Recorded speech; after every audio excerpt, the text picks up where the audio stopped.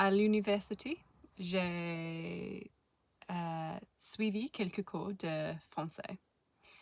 Et dans ma classe, il y avait une femme qui s'appelait Gail. Gail avait plus de 70 ans. Et je me souviens lui avoir demandé pourquoi elle apprenait le français. Et elle m'a répondu très simplement parce que c'est amusant et parce que j'ai le temps.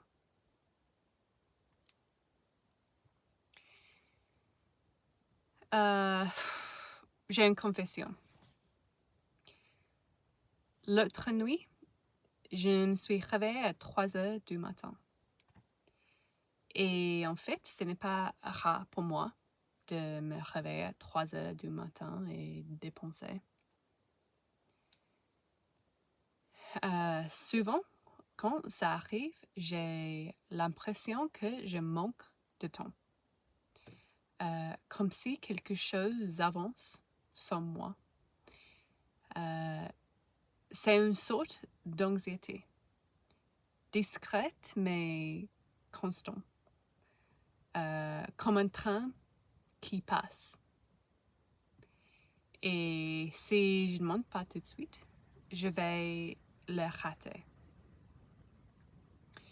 Et la première fois que j'ai ressenti ça, je me souviens, j'avais 10 ans, et c'était peu de temps après avoir compris que le Père Noël n'existait pas,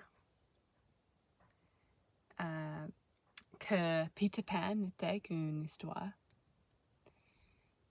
Personne ne reste dans le nuage pour toujours.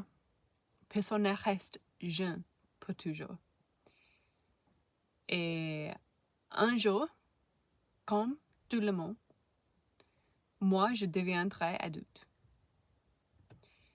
Et à l'époque, pour moi, être adulte voulait dire responsabilité, sérieux, et plus vraiment du plaisir. Et c'est à ce moment-là, je crois, que l'urgence s'est installée.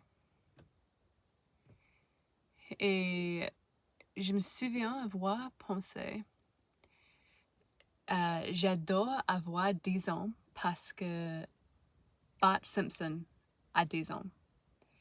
Mais en même temps, j'étais triste parce que quand j'aurai 11 ans, je ne serai plus jamais le même âge que lui. Le même âge que lui. Du même âge que lui. Oui, c'est bizarre.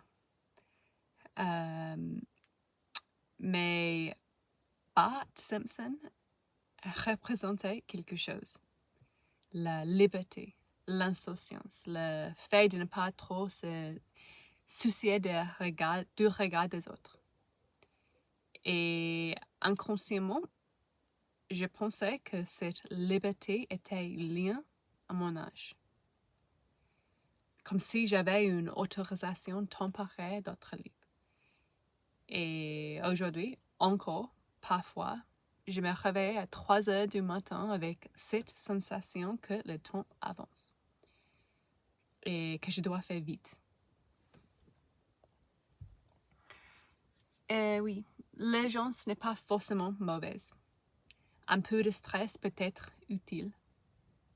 Un peu de cortisol peut nous aider à bouger. Si j'étais en face à un tigre, je serais contente d'avoir un peu d'urgence.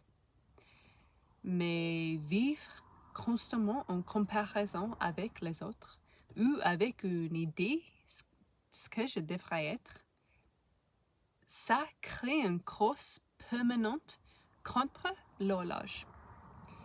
Et ça, c'est épuisant. Je le sens dans ma poitrine. Une tension, une respiration courte. Comme si je retenais mon souffle. Et je remarque que cette urgence s'invite aussi quand j'apprends une langue. Je me dis, tu apprends trop lentement. Ou tu devrais déjà parler mieux. Ou tu perds du temps. Je suis dans ma tête. Je analyse, je me juge.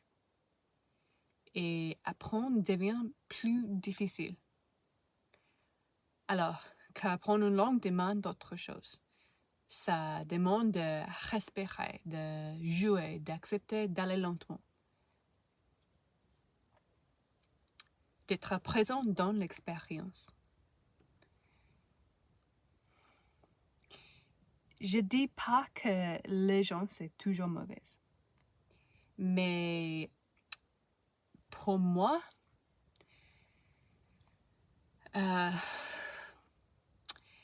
j'essaie d'apprendre à faire la différence.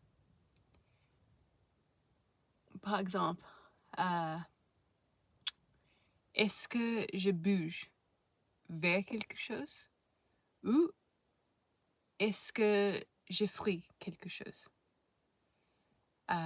Est-ce que c'est la curiosité qui me guide ou la peur? Est-ce que ça me paraît léger ou lourd?